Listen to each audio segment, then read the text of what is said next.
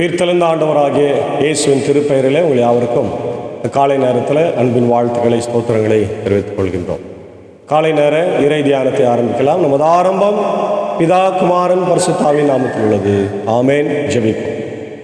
மரணத்தை வெற்றி சிறந்து உயிர்த்தெழுந்து வாழ்ந்து கொண்டிருக்கிற எங்கள் அன்புள்ள பரலோக பிதாவே, எங்கள் ராஜாதி ராஜாவே, கர்த்தாதி கர்த்தாவே, இந்த ஆசீர்வதிக்கப்பட்ட மனமகிழ்வான ஆண்டவரே, ஜூன் மாதத்தின் 4ஆம் நாளுக்காக நன்றி செலுத்துகின்றோம். கடந்து போன நாட்களிலே கிருபையாய் எங்களை காத்து வழிநடத்தினீர். புதிய நாளை தந்திருக்கிற இந்த நாளிலும் உம்முடைய இறை செய்தியை ஆண்டவரே நாங்கள் கேட்டு ஆசீர்வதிக்கப்பட கர்த்தர் எங்களுக்கு கிருபை தர வேண்டும் என்று ஜெபிக்கின்றோம்.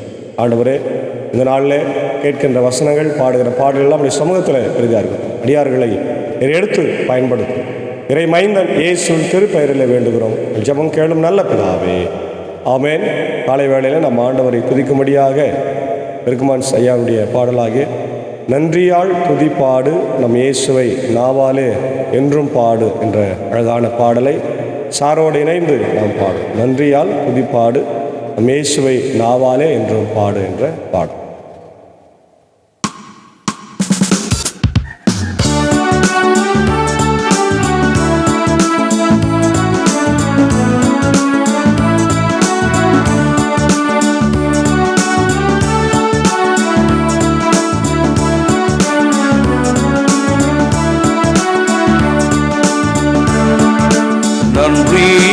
துதிப்பாடு நம் இயேசுவை நாவாலே என்றும் பாடு.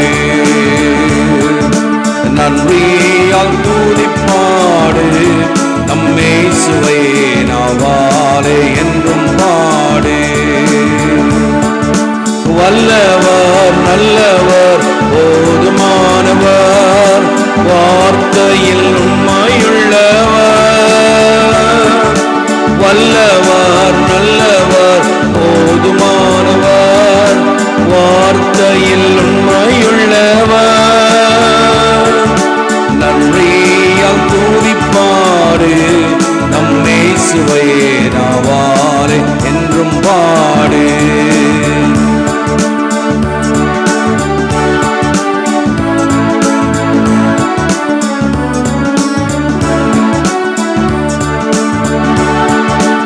எரிகோ மாதிலும் முன்னே வந்தாலும் இயேசு உந்தன் முன்னே செல்கிறார். எரிகோ மாதிலும் முன்னே வந்தாலும் இயேசு உந்தன் முன்னே செல்கிறார். கலங்கிடாதே, திகைத்திடாதே, ஒரே நாள் இடிந்து வேளும். கலங்கிடாதே, திகைத்திடாதே, புதினால் இடிந்து வேளும். நன்றியால் துதிப்பாடு நம் இயேசுவை நாவாலே என்றும் பாடு. செங்கடல் நம்மை சூழ்ந்து கொண்டாலும் சிலுவையின் நிழலுண்டு. செங்கடல் நம்மை சூழ்ந்து கொண்டாலும் சிலுவையின் நிழலுண்டு. பாடிடுவோம், துதித்திடுவோம், பாதைகள் கிடைத்து விடும். பாடிடுவோம், துதித்திடுவோம், பாதைகள் கிடைத்து விடும். நன்றியால் துதிப்பாடு நம் இயேசுவை நாவாலே என்றும் பாடு.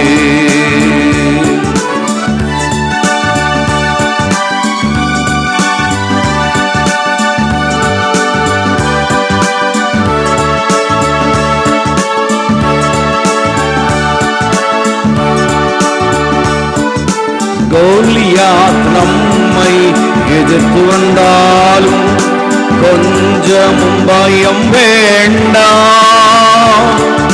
கோலியாத் நம்மை எதிர்த்து வந்தாலும் கொஞ்சமும் பயம் வேண்டாம். இயேசு என்னும் நாமம் உண்டு, இன்றே ஜெயித்திடுவோம். இயேசு என்னும் நாமம் உண்டு, இன்றே ஜெயித்திடுவோம். நன்றியால் துதிப்பாடு நம்மேசுவை நாவாலே என்றும் பாடு. நன்றியால் துதிப்பாடு நம்மேசுவை நாவாலே என்றும் பாடு. வல்லவர் நல்லவர் போதுமானவர், வார்த்தையில் உண்மையுள்ளவர். வல்லவர் நல்லவர் போதுமானவர், வார்த்தையில் உண்மையுள்ளவர். நன்றியால் துதிப்பாடு நம் இயேசுவை நாவாலே என்றும் பாடு.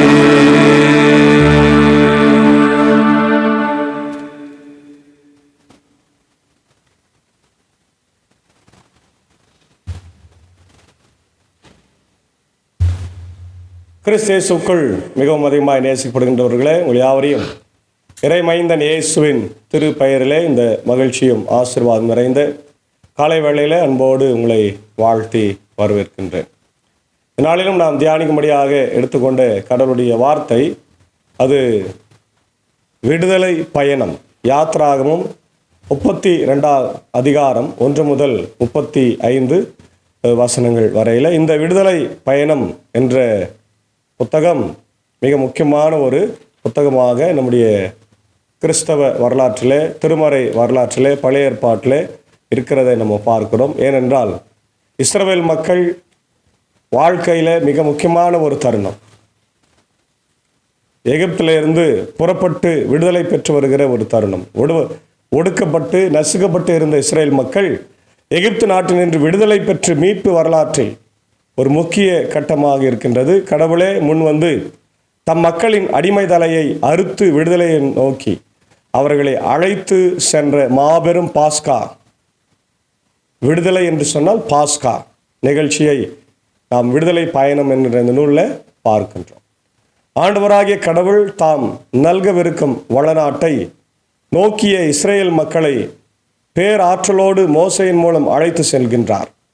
வழியில் சீனாய் மலையடியில் அவர்களோடு உடன்படிக்கை செய்து 10 கட்டளைகளை வழங்கி தமது உரிமை சொத்தாகிய அவர்களை தமக்கே உரிய அரச குருத்துவ இனமாக புனிதப்படுத்துகின்றார். ஆயினும் அம்மக்கள் இவ்வுடன்படிக்கையை மீறும் பொழுது அவர்களை தண்டித்து தூய்மையாக்கி மீண்டும் ஏற்றுக்கொள்ளுகின்றார். இந்நிகழ்ச்சிகள் இந்நூலின் முற்பகுதியில் இடம்பெற்றுள்ளன. இஸ்ரேல் மக்களின் சமய அமைப்புகளை நெறிப்படுத்துமாறு கடவுள் தரும் பல்வேறு ஒழுங்குமுறைகளை இந்த பகுதியில் நம்ம பார்க்க முடிகின்றோம். இங்கே 32 அதிகாரம் நமக்கு தெரிஞ்சது தான். பொற்கன்று, பொன் கன்றுக்குட்டியை செய்து வணங்குகிறார்கள். ஏன் இந்த தலைப்பை நான் தெரிந்தெடுத்தேன் என்று சொன்னால், இந்த வாரம் நமக்கு பெந்தேகோஸ்தே ஞாயிறு. பெந்தேகோஸ்தே ஞாயிறில் பழைய ஏற்பாட்டு பகுதி நமக்கு கொடுக்கப்பட்டிருக்கிறது. அதில் பாபேல் கோபுரத்தை பற்றி நம்ம பார்க்குறோம். அவர்கள் கடவுளை எதிர்த்தார்கள். கடவுளை மறந்துவிட்டு தான் பெரியவர்கள் என்று அங்கே அவங்க பெரிய ஒரு டவரை கட்டுறாங்க. பாபேல் டவர்.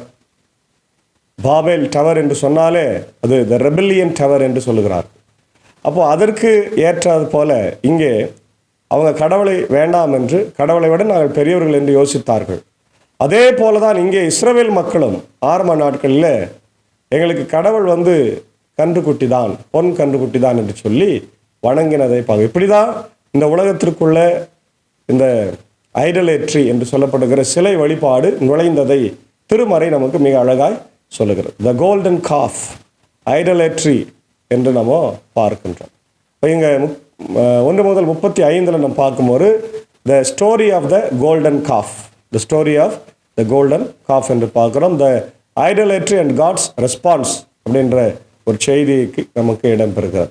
இப்போ இஸ்ரேல்ஸ் ஐடலேட்ரி, இஸ்ரேல் மக்களுடைய மிகப்பெரிய இந்த சிலை வழிபாடு நம்ம பார்க்கும்போது அவங்க மோசேக்காக காத்திருக்கிறார்கள். எப்பவுமே நல்லா கவனிங்க, மோசே ஆண்டவரோடு சஞ்சரிக்க போயிட்டாரு. ஏறக்குறைய 40 நாள் இரவும் பகலும் அவர் மேலே இருக்கிறார். அவர் வர்றதுக்கு லேட் ஆன உடனே அவ்வளோதான், அவர் இறந்துட்டார் போல தருதுன்னு தப்பான ஒரு கணக்கு போட்டார். ஏன்னா கடவுளை பார்க்க போனார், கடவுளை யாரும் பார்க்க முடியாது, அவர் பரிசுத்தராக இருக்கிறாரு, இதெல்லாம் கரெக்டு தான் அவங்க யோசிக்கிறது. ஆனால் அவர் வருவார் என்ற சிந்தனையே அவங்களுக்கு இல்லாமல் அதற்குள்ளேயே இதில் யார் முக்கியமாக பங்களிப்புனா ஒரு ஆசாரியனாக, முதல் ஆசாரியனாக இருந்த ஆரோனே அவர் என்ன பண்ணுறாருன்னா சிலை வழிபாடுகளை செய்வதற்கு ஏற்பாடு எல்லாருடைய கைகளை காலில் மூக்கில் எல்லாம் இருந்த தங்கத்தெல்லாம் எடுத்து உருக்கி அது அழகான ஒரு பொன் கண்குட்டியாக செய்து பாருங்கள். அப்போவே அச்சு இல்லை ஆனாலும் வார்த்துருக்குறாங்க, அழகான பொன் கன்றுக்குட்டியை வார்த்து அதை அவங்க செய்து ஒரு திருவிழா மாதிரி கொண்டாடுறாங்க. அதுதான் இந்த இஸ்ரேல்ஸ் ஐடலட்ரி. இதுதான் இன்றைக்கும் பல சமயங்களில் விழாக்களாக கொண்டாடப்படுகின்றதை நம்ம பாருங்க. அப்போது they are waiting for the Moses but they have no patience. ஒரு அமைதி அவங்கக்கிட்ட, பொறுமை இல்லை. எப்பவுமே பொறுமை வேணும், பேஷன்ஸ் வேணும். எல்லாத்துக்கும் உடனடியாக எல்லாமே நடந்துடாது இல்லையா, பொறுமையாக இருக்கும். குழந்தை பிறக்கிறதுக்கு கூட 10 மாதம் வேணும். திருமணம் ஆகணுன்னே குழந்தை பிறக்காது. வெயிட் பண்ணு. We should wait for long time. Sometime we are wait for very very long time. பல நேரங்களில் நாம் நிறைய காத்திருக்க அவசியமாக இருக்கிறது இல்லையா. ஒருவேளை காத்திருப்பது மனதை இலக பண்ணும் என்று வேதம் சொல்லுகிறது. ஆனாலும் நாம் நினைத்திருப்பது வரும்போது அது பெரிய ஆசீர்வாதமாக இருக்கும். அல்லேலூயா. they have no patience, they are impatient and demand for a tangible God. அழிந்து போகின்ற ஒரு கடவுளை உருவாக்கினார்கள். அதான் 1-4 வசனத்தில் நம்ம பார்க்குற the golden calf, the creation and worship of the golden calf அப்படின்னு நம்ம பார்க்கின்றோம். மோசே மலையிலிருந்து இறங்கி வர தாமதிக்க கண்ட மக்கள் ஆரோனை சுற்றி கூட்டம் கூடி அவரை நோக்கி, எகிப்து நாட்டினின்று எங்களை நடத்தி வந்த அந்த ஆள் மோசேக்கு என்ன ஆயிற்று தெரியல. பாருங்க, ரொம்ப ஒரு மாதிரி பேசுறாங்க. அந்த ஆளுக்கு என்ன ஆயிடுச்சுன்னு தெரியல. அப்படி நீர் முன் வந்து எங்களை வழிநடத்தும், தெய்வங்களை எங்களுக்கு உருவாக்கி கொடும், தெய்வங்களை உருவாக்கி கொடும் என்று கேட்கின்றார். நம்ம எப்படிங்க கடவுளை உருவாக்க முடியும்? கடவுள் தான் நம்மளை உருவாக்க முடியும். அதனால தான் இன்னைக்கு தெய்வங்களை மக்கள் உருவாக்கி கோடிக்கணக்கான தெய்வங்கள் இருக்கிறதாக இன்னைக்கு சொல்லி கொண்டிருக்கிறார்கள். என்ன, கோடிக்கணக்கான தெய்வங்கள். அப்போது இதெல்லாம் நமக்கு திருமறையிலிருந்து ரொம்ப அழகாக சொல்கிறாங்க. ஆரோன் அவர்களை நோக்கி, உங்கள் மனைவியர் புதல்வியரின் பொற்காதணிகளை கலற்றி அவற்றை என்னிடம் கொண்டு வாருங்கள் என்றார்.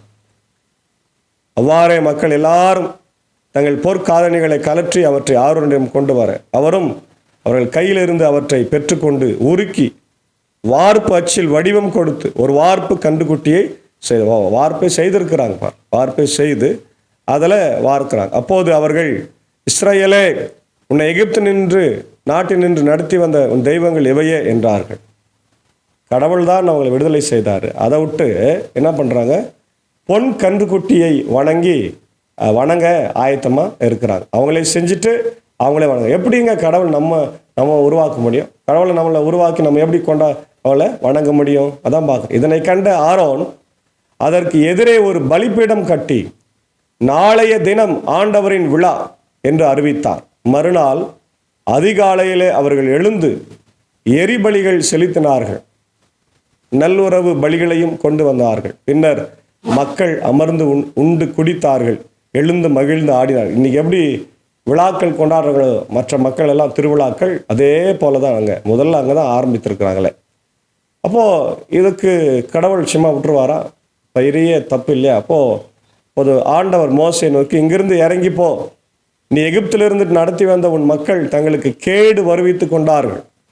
நான் கட்டளையிட்ட நெறியிலிருந்து இதற்குள்ளாகவே விலகி அவர்கள் தங்களுக்கென ஒரு கன்றுக்குட்டியை வார்த்து கொண்டார்கள். அதற்கு வழிபாடு செய்து பலியிட்டு, இஸ்ராயேலே, எகிப்து நாட்டினின்று உன்னை நடத்தி வந்த தெய்வங்கள் இவையே என்று கூறிக்கொள்ளுகிறார்கள் என்றார். மேலும் ஆண்டவர் மோசேயிடம், மக்களை எனக்கு தெரியும், வணங்கா கழுத்துள்ள மக்கள்.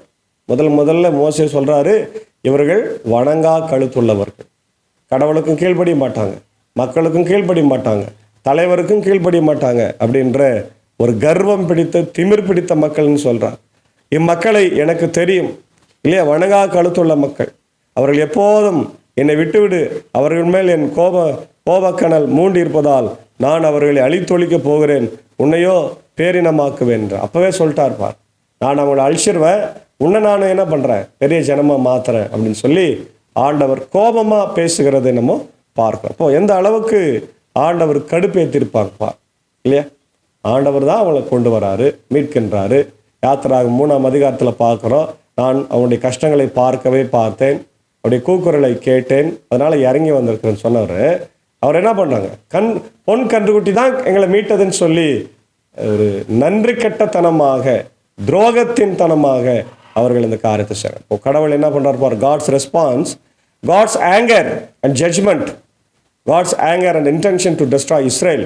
இஸ்ரவேல் மக்களை நான் கொன்று குவித்து விடுவேன் என்று சொல்றார். உடனே மோசே என்ன பண்றாரு, ஆமாம் ஆண்டவரே கொன்று குவித்துடுங்கன்னு சொல்லலை, intercede for the people. Moses' role as a priest, as intercessor and his plea for God's mercy. கடவுளுடைய அன்புக்காக இரக்கத்திற்காக மன்றாடுகிறார். அதுதாங்க ஒரு ஊழியக்காரனுடைய பெரிய ஒரு பண்பு. என்னன்னா, ஊழியக்காரனையும் அடித்தாலும் சரி, ஊழியக்காரனை விட்டுட்டாலும் சரி, அவனுக்கு சம்பளம் தந்தாலும் சரி, தரா காட்டாலும் சரி, அந்த ஊழியக்காரர்கள் ஆயர்கள் எல்லாருமே மக்களுக்காய் மன்றாடுகிறவர்களாக இருக்கிறார்கள். அது ரொம்ப முக்கியமானது. அது மோசே கிட்ட நம்ம பார்க்குறோம். அப்போது மோசே தம் கடவுளாகி ஆண்டவர் முன் மன்றாடி, ஆண்டவரே மிகுந்த ஆற்றலோடும் வலிமை மிகு கரத்தோடும் நீர் தாமே எகிப்து நாட்டிலிருந்து கொண்டு வந்த உம் மக்களுக்கு எதிராக உம் கோபம் மூழ்வது ஏன்? மலைகளில் அவர்களை சாகடிப்பதற்கும் மண்ணிலிருந்து அவர்களை அழித்தொழிப்பதற்குமா வஞ்சகமாய் ஆண்டவர் அவர்களை கூட்டிச் சென்றார் என்று எகிப்தியர் சொல்ல இடம் தருவானேன். உமது கடுஞ்சனத்தை விட்டுவிட்டு உம் மக்களுக்கு தீங்கு இழைக்கும் எண்ணத்தை மாற்றிக்கொள்ளும். உம் அடியாராக ஆபிரகாமையும் ஈசாக்கையும் இஸ்ரவேல் மக்களையும் நீர் நினைவு கூற வேண்டும் என்று அவர் ஜபிக்கின்றார். நினைத்தருளும் ப்ளீஸ் லார்ட் இல்லையா. Moses response, Moses anger and action அப்படின்னு சொல்லி நம்ம பார்க்கணும். இப்போ நான் உன் வழி மரபினரை விண்மீன்கள் போல பெருக செய்வேன். நான் வாக்களித்த இந்நாடு முழுவதையும் உன் வழி மரபினருக்கு அளிப்பேன். அவர்கள் அதை என்றென்றும் உரிமை சொத்தாக்கி கொள்வார் என்று நீராகவே அவர்களுக்கு ஆணையிட்டு அறிவித்துள்ளீரே என்று வேண்டிக் கொண்டான். ஆண்டவர் கொடுத்த வாக்குறுதி எல்லாம் சொல்கிறான். நீ ஆபிரகாமுக்கு சொன்னீரே, ஆபிரகாம் குழந்தை இல்லாமல் இருந்தது, அவருக்கு ஈசாக்கு கொடுத்து யாக்கோபை கொடுத்து எல்லாத்தையும் மாற்றினீரே, இன்னைக்கு ஏன்பா இப்படி சொல்கிற, அவன் கண்ணோக்கி பாருப்பா அப்படின்னு ஆண்டவர் சொன்னதையே அவர் சொல்லி ஜபிக்கின்றதாக இருக்கிறார். அதான் இப்போ வேண்டிக் கொண்டார். அவர் அவ்வாறே ஆண்டவரும் தம் எண்ணத்தை மாற்றிக்கொண்டு தம் மக்களுக்கு செய்ய போவதாக அறிவித்த தீங்கை செய்யாது விட்டுவிட்டார். அல்லேலூயா, அல்லேலூயா. பார்த்தீங்களா, ஒரு ஜபம் ஆண்டவரை மாற்றும் வல்லமை உள்ள ஜபம். அதனால தான் நான் அடிக்கடி சொல்றது எல்லாருக்கிட்ட, அதிகமாய் ஜபியுங்கள், ஆண்டவரை நோக்கி ஜபியுங்கள், நம்முடைய திருச்சபைகளுக்காய் ஜபியுங்கள், நம்முடைய மக்களுக்காய் ஜபியுங்கள், நம்முடைய ஆயர்களுக்காய் ஜபியுங்கள், நம்முடைய பள்ளிக்கூடங்கள், ஸ்தாபனங்கள், மருத்துவமனை, செமினரிக்காய் ஜபியுங்கள். ஆண்டவர் தன்னுடைய எண்ணத்தை மாற்றிக்கொண்டு நமக்கு வாழ்வளிக்க போகிறார். அல்லேலூயா. ஜபிக்க வேண்டும் பிரியமானவர்களே. ஜபிக்கலைன்னா ஒன்றும் பிரயோஜனம் இல்லை. ஜபம் வாழ்க்கையை மாற்றும். இப்போ மோசே திரும்பி மலையிலிருந்து இறங்கி வந்தார். முன்பின் இருபுறமும் எழுதப்பட்ட கற்பலகையாக உடன்படிக்கை கற்பனைகளை 2 கையில் இருந்தன. அப்பலகைகள் கடவுளால் செய்யப்பட்டவை. பலகைகள் மேல் பொறிக்கப்பட்டிருந்த எழுத்தும் நேரத்தில் எழுப்பி இது ஆலயத்திலிருந்து எழும் போர் முழக்கம் என்றார். அதற்கு மோசே, இது வெற்றி முழக்கம் அன்று களியாட்டம் தான் என்று சொல்றார். பார்த்தீங்களா, யோசுவா கூடவே இருக்கிறார். 40 நாள் அவரும் கூடுக்கிறாரு. என்ன நடக்குதுன்னு பாளையத்தில் தெரில. இங்கே சத்தம் கேட்ட உடனே அவங்க என்ன நினைக்கிறாங்க, மற்ற மக்கள் யாரோ வந்து போருக்கு வந்துட்டாங்க போல் தருது அப்படின்னு. உடனே மோசடாடா நீ வேறப்பா, அது போர் முழக்கம் இல்லை, தோல்வி முழக்கம் இல்லை, அவங்க ரொம்ப டான்ஸ் ஆண்டு பாட்டு பாடுனுக்கிறாங்க அப்படின்றார். களியாட்டம், களியாட்டம் இல்லையா. நம்ம கூட இன்னைக்கு நிறைய நேரத்தில் ஆலயங்களில் களியாட்டம் ஆடுகிறோம். அதாவது நேரடியான அர்த்தம் என்னன்னா, கடவுளுக்கு விரோதமான காரியங்கள், கடவுளுக்கு விரோதமான செயல்பாடுகள் தான் இந்த களியாட்டம். நம்ம இஷ்டத்திற்கு ஆடுவது, நம்ம இஷ்டத்திற்கு சபையை வளைத்து கொள்ளுவது, நம்ம இஷ்டத்திற்கு ஊழியத்தை வளைத்து கொள்வது, இதெல்லாம் தப்பு, ஆண்டவருக்கு விரோதமான காரியம். அதனால தான் சபைகள் இன்னைக்கு வளராமல் தேக்க நிலையில் இருக்கிறதை நம்ம பார்க்கின்றோம். அதனால தான் ஆண்டவர் இன்னைக்கு நம்மளை கடிந்து கொள்ளுகிறார் இல்லையா? இந்த கடிந்து கொள்ளுதலை நம்ம சும்மா ஏதோ லேசாக எடுத்துக்கொள்ளாம இதை கேட்கின்ற ஆயர்களும் சபை பொறுப்பாளர்களும் உணர வேண்டும். களியாட்டங்களை திருச்சபைகளில் அனுமதிக்க கூடாது. ஆண்டவருக்கு பிரியமான பிள்ளைகளாக, பக்தி உள்ளவர்களாக ஆண்டவர் என்ன அதை மட்டும் பாடித்தவர் நெருங்கி வந்திருந்த போது கன்றுக்குட்டியை பொன் கன்றுக்குட்டியையும் நடனங்களையும் கண்டார். மோசேக்கு சினமோடு கோபம் வருது பார். அவருக்கே கோபம் வருது. அவர் தம் கையில் இருந்த பலகைகளை மலை அடிவாரத்தில் வீசி எறிந்து உடைத்து போட்டார். எவ்வளோ கோபம் பாருங்க. அவர்கள் செய்து வைத்திருந்த கன்றுக்குட்டியை எடுத்து நெருப்பில் சுட்டரித்து மிருதுவான பொடியாக்கி மட்டும் அதை இடித்து தண்ணீரில் தூவி இஸ்ரவேல் மக்களை குடிக்க செய்தார். பின்னர் மோசே ஆரோனை நோக்கி, இம்மக்கள் உமக்கு என்ன செய்தார்கள்? இவர்கள் மேல் பெரும் பாவம் வந்து சேர செய்து விட்டீரே என்று கேட்டார். அதற்கு ஆரோன், என் தலைவராகிய நீர் சினம் கொள்ள வேண்டாம். இம்மக்கள் பொல்லாதவர்கள் என்பது உமக்கு தெரியுமே. அவர்கள் என்னை நோக்கி, எங்களுக்கு வழிகாட்டும் தெய்வங்களை செய்து கொடும், எங்களை எகிப்து நாட்டினின்று நடத்தி வந்த ஆள் மோசேக்கு என்ன ஆயிற்று என்று தெரியவில்லை என்றார்கள். நானும் அவரிடம் பொன் அணிந்திருப்பதெல்லாம் கலற்றினார்கள் என்றார். அவர்களும் என்னை தந்தார்கள். நான் அதனை நெருப்பில் போட இந்த கன்றுக்குட்டி வெளிப்பட்டது என்றார். ஆரோன் மக்களை கட்டுப்பாடின்றி விட்டுவிட்டதால் தங்கள் எதிரிகள் ஏளனம் செய்யும் அளவுக்கு அவர்கள் மனம் போன போக்கில் நடப்பதை மோசே கண்டார். பார்த்தீங்களா? இந்த 40 நாள்ல அவங்க அப்படியே இஷ்டத்துக்கு நடக்கிறாங்க இல்லையா? நம்முடைய இன்னைக்கு குடும்பத்தில் நிறைய வாலி பிள்ளைகள் செல்ஃபோன் வாங்கி கேட்குறாங்க. வாங்கி கொடுத்துட்டு பிறகு அவங்க என்ன பண்ணுறாங்க? வீட்டுக்கே வரதில்லை. 11 மணிக்கு வருது, 12 மணிக்கு வருது, படிக்கிறதில்ல. அப்போ மனம் போன போகலை, கால் போன போகலை. அப்பா அம்மா விட்டுட்டாங்கன்னா அவள் குழந்தைகளை சின்ன வயசில் விட்டாங்கன்னா பிடிக்க முடியாது. 5 விளையாதது 50 விளையாது. அதனால் ஆரோன் அப்படி தான் விட்டுக்கிறார். அப்போ மோசே சொல்கிறாரு, இந்த மாதிரிலாம் நீங்கள் செய்திருக்கக்கூடாது. பாலைதனத்தில் நுழைவாயிலில் மோசே நின்று கொண்டு, ஆண்டவரது பக்கம் உறுதியாக இருப்போர் என்னிடம் வாருங்கள் என்றார். லேவியர் அனைவரும் அப்படி வந்து கூடினர். அவர்களை நோக்கி, இஸ்ரவேலின் கடவுளான ஆண்டவர் கூறுவது இதுவே, ஒவ்வொருவனும் தன் வாளை இடையில் செருகி கொண்டு பாளையத்திற்குள் சுற்றி வந்து வாயிலாய் கடந்து சென்று தன் சகோதரனையும் தன் நண்பனையும் தனக்கு அடுத்த இருப்பனை வெட்டி வீழ்த்த வேண்டும் என்றார். மோசேயின் வாக்கு கிணங்க லேவியர் செயல்பட்டதால் நாளில் மக்களுள் ஏறத்தாழ 3000 பேர் மடிந்தார்கள். பார்த்தீங்களா? கடவுளுக்கு விரோதமாக செய்தால் கடவுள் எழும்புவார். மோசே பயங்கரமான கோபத்தை வெளிப்படுத்துறார்ப்பா. Moses anger and action, the reaction to the idolatry and his actions. அதான் இந்த வசனத்தில் பார்க்குறோம். வெட்டி வீழ்த்தின 3000 பேர் இறந்து போயிட்டாங்க. ஒருத்தரையும் பார்க்கல. மோசே புதல்வன் சகோதரன் என்று பாராது நீங்கள் செயல்பட்டு அவருக்காக அப்படி 3000 பேர் இப்போ முடிந்தார்கள். அப்போ மோசே அவருடைய புதல்வர்களை சகோதரர்களை என்று பாராது நீங்கள் செயல்பட்டு அவருக்காக இன்று உங்களை அர்ப்பணம் செய்து கொண்டீர்கள். இதை முன்னிட்டு ஆண்டவர் உங்கள் மேல் ஆசி பொழிந்துள்ளார் என்றார். மறுநாள் மோசே மக்களை நோக்கி, நீங்கள் பெரும் பாவம் செய்து விட்டீர்கள். இப்போது நான் மலை மேலே ஏறி ஆண்டவரிடம் செல்ல போகிறேன்.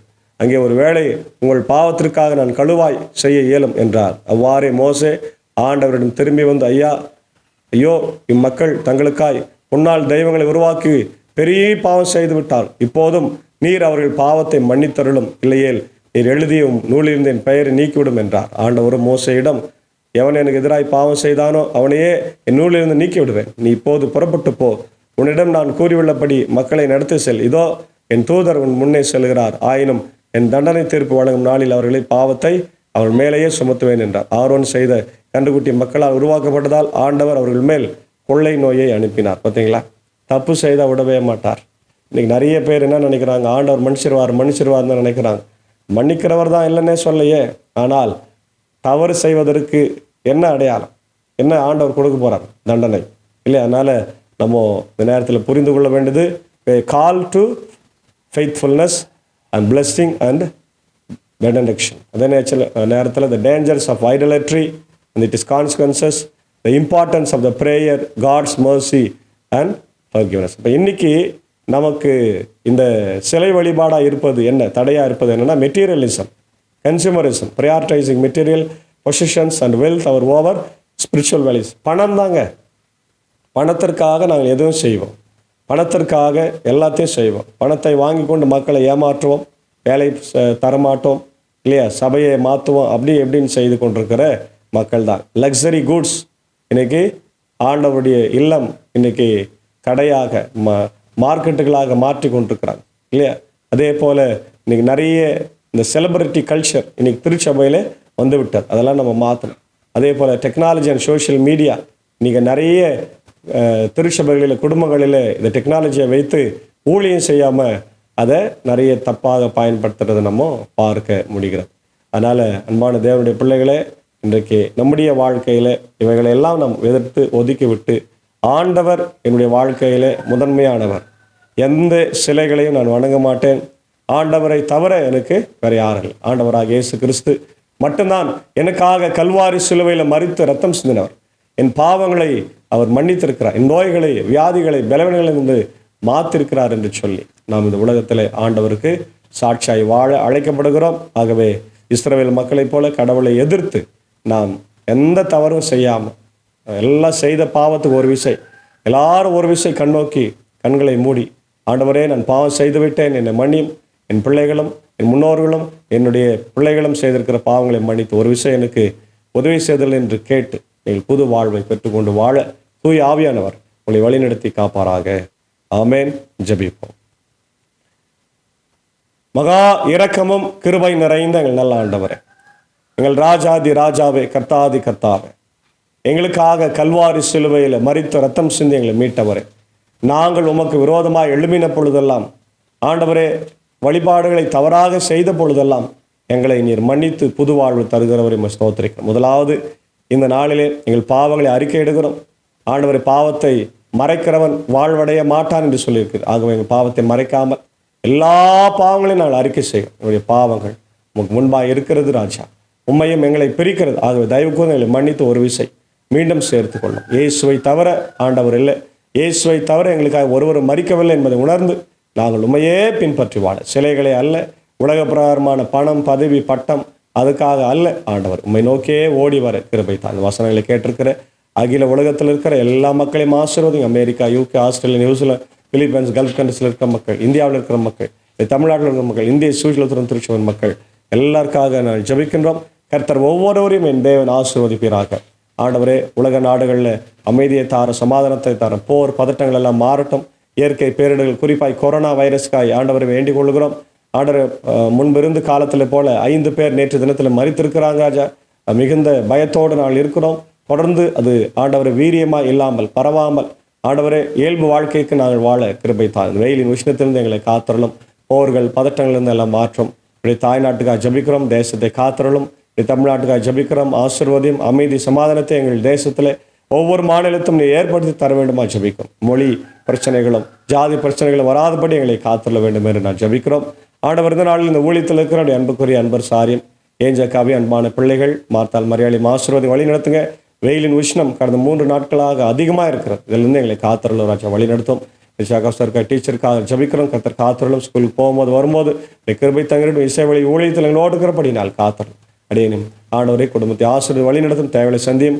அடையன் பணியாற்றுகிற பாப்பனப்பள்ளி போதவட்டத்திற்காய் 3 ஆண்டவர் 4 சபைகள், பாப்பனப்பள்ளி, மின்னூர், வடகரை, மேல்சனூர், திருச்சுவலுக்காய் சபையினுடைய கட்டுமான பணிகளுக்காக ஜபிக்கிறோம். கர்த்தர் ஆசீர்வதி. வியாதியாக இருக்கிறவர்கள், பலவீனமாக இருக்கிற ஆயர்கள், ஆண்டவர் சபையாருக்காக ஜபிக்கிறோம். கர்த்தர் காத்தரல். விசேஷமாக இந்த நாளிலே ஆண்டவரே என்னுடைய சின்னவரிகம் ஜோசப் அண்ணனுடைய அன்பு துணைவியார் ஆண்டவர் திருமதி ஞான செல்வி அவர்களுக்காக ஜபிக்கிறோம். மிகுந்த பலவீனத்தோடு உயிருக்கு போராடி கொண்டிருக்கிறார் என்ற செய்தியை நான் நேற்று தினத்தில் தொலைபேசி வாயிலாய் தெரிவித்தார்கள். ஆண்டவரே இதோ மருத்துவமனையில் சிகிச்சை பெற்று வருகிறார்கள். கண்ணோக்கி பார், உங்களுக்கு சுத்தமானால் ஆண்டவரே அக்காவுக்கு நல்ல சுகத்தை பலத்தை தந்து ஆண்டவரை நீர் வழிநடத்தும். அண்ணன் அவர்கள் இதோ அடியன் பணியாற்றிய காலத்திலெல்லாம் ஆண்டவரை சபையினுடைய பொறுப்பாளராக இருந்து சபையை வழிநடத்தினவர். இன்றைக்கு மனவேதனையோடு அவர் ஃபோன் செய்து அழுததை நாங்கள் நினைவு கூறுகிறோம். கண்ணோக்கி பாரும். அப்படி கண்ணீரை ஆண்டவரை துடைத்து ஆண்டவரே பிள்ளைகளுக்கும் குடும்பத்திற்கும் அன்பு சகோதரியை இன்னும் கொஞ்ச நாள் என் தேவன் நீர் தர வேண்டுமா ஜபிக்கிற. வயிற்றில் இருக்கிற அந்த கட்டியை அறுவை சிகிச்சை மூலம் அகற்றிருக்கிறார். இன்னும் பரிபூர்ண சுகத்தை தார் எடுத்துக்கொள்கிற மருந்து மாத்திரை வழியாமுடைய கிருபை தங்கியிருக்கிறார். இன்னும் அது போகிற யாரெல்லாம் ஆண்டவரே பல கேன்சர் கட்டிகளால் அவதிப்படுகிறார்கள் எல்லாரையும் கண்ணோக்கி பார். மூத்த ஆயர்களுக்காக, ஆண்டவர் வயதான தாய்மார்களுக்காக வேண்டிக் கொள்கிறோம். எல்லாரையும் கர்த்தர் ஆசீர்வதிங்க. விசேஷமாக இந்த நாளிலும் ஆண்டவரை தன்னுடைய திருமண நாளைக்கு நன்றி செலுத்துகிற இப்படி அன்புக்குரிய ஆசான் ஆண்டவரே ஜெயபஸ் நகரசேகரன் ஐயாவுக்காக ஜபிக்கிறோம். ஆண்டவரே நம்முடைய வாணியம்படி கண்கடியா மேல்நிலைப் பள்ளியினுடைய கரஸ்பாண்டண்டாக இருக்கின்றார். ஆண்டவர் மெர்சி டீச்சருக்காக ஜபிக்கிறோம். திருமண நாளை கொண்டாடுகிற அருமையான சாரியம் டீச்சரையும் ஆசீர்வதிங்க. ஆண்டவரே, எங்கள் திருச்சபையில் வரம் பெற்ற ஆசிரியர் பெருமக்களாக பணியாற்றியவர்கள் ஆண்டவரே, இன்றைக்கு உம்முடைய ஆசீர்வாதத்தை பெற்றுக்கொண்டு சாட்சியை வாழ்கிறார்கள், ஊழியத்தை செய்கிறார்கள். அவர்களுக்கு இந்த திருமண ஆண்டு மிக சிறப்பாக இருக்கட்டும். இன்னும் அநேக திருமண நாட்களுக்கு நன்றி செலுத்த கிருபை தார். நல்ல சுகபலன் ஜீவனை தாரும். பிள்ளைகள், மருமக்கள், பேர பிள்ளைகள் யாவரையும் ஆசீர்வதிக்க வேண்டும் என்று கெஞ்சி மன்றாடுகிறோம். அதே போல அவருடைய அன்பு மகன் ஜெஃப்ரி, அவருடைய அன்பு மனைவி ஆண்டவரை கனடாவில் வசிக்கிறாங்க, திருமதி ஷேரன் ஜெஃப்ரிக்காய் ஜெபிக்கிறோம். அன்பு மகளை ஆசீர்வதிங்க, வழி நடத்துங்க, தேவையை சந்திங்க. அவருடைய அன்பான பிள்ளைகளை ஆசீர்வதிங்க. இன்னும் அநேக பிறந்தநாளை கண்டு ஆண்டவரை மகள் நன்றி செலுத்த கர்த்தர் கிருபை தர வேண்டும் என்று நான் ஜெபிக்கிறோம். அதே போல ஆண்டவரே, இந்த நாளிலே பர்வீன் ஜோயனுடைய அன்பு தாயார் சுகனமாக இருக்கிறாங்க. ஆண்டவரே, என்னுடைய கண்கடியால் உத்தரன் திருஷனுடைய அன்புக்குரிய ஒரு ஆண்டவரே சகோதரி, ஊழியக்காரி பெண், ஆண்டவர் உமக்காக ஊழியத்தை செய்கிறவங்க, சிரமெடுத்து செய்கிறவங்க, எல்லாரையும் நேசிக்கிற அன்பு சகோதரி ராஜா, இன்னைக்கு பலவீனமாக இருக்கிற தாயாரை கொண்டோக்கி பாருங்க. ஆண்டவர் நிறைய முடிய வயது உன்னை தாங்குவேன், ஏந்துவேன், நானே உன்னை உருவாக்கினேன், நானே உன்னை சுமப்பேன் என்று சொன்ன ஆண்டவர் அன்பு தாயாரை கண்ணோக்கி பார்த்து சுத்தமானால் தாயார் இன்னும் ஆண்டவர் சுகம் பெற்று ஆண்டவரை கொஞ்ச நாட்களாக ஆண்டவரே அக்காவோடு அந்த சகோதரியோடு குடும்பத்தோடு இருக்க கர்த்தர் கிருபை தார். தொடர்ந்து ஆண்டவர் எல்லாரும் சேர்ந்து அன்பு சகோதரி பர்வீன் ஜோயலுக்காக, அன்பு கணவருடைய பிள்ளைகளுக்காக, குடும்பத்திற்காக ஜெபிக்கிறோம். கண்ணோக்கி பாரும். பிரகாத்திரமான ஆண்டவரை தைரியமான மனதை தந்து எல்லாவற்றையும் ஏற்றுக்கொள்ளத்தக்கதான ஆண்டவர் சூழ்நிலை உருவாக்கி தர வேண்டும் என்று ஜெபிக்கிறோம். தொடர்ந்து ஆண்டவர் நாள் முழுதும் உடைய பணிகளையும் ஊழியர்கள் நான் செய்கிற போது எங்களை காத்தரலும், வெயிலின் உஷ்ணம், ஆபத்து, விபத்து, நாசு மோசலிருந்து எங்களை காத்தல வேண்டுமா ஜெபிக்கிறோம். உலகமெங்கும் இதை கேட்கின்ற ஒவ்வொரு உள்ளத்தில் அமைதி, சமாதானத்தை, விடுதலை தந்து வழிநடத்தும். நாங்கள் உமக்கு எதிராக ஆண்டவரே நிற்காமல் நீர் சொல்லுகிறபடி நாங்கள் வாழ கர்த்தர் கிருபை தார்.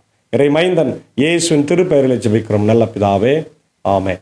நம்முடைய ஆண்டவராக இயேசு கிறிஸ்துவின் கிருபையும் பிதாவாக தேவனுடைய அன்பும் பரிசுத்த ஆவியானவரும் இந்த நாளிலே நம்ம அனைவரோடு கூட தங்கி தரித்திருப்பதாக. ஆமென். God plus.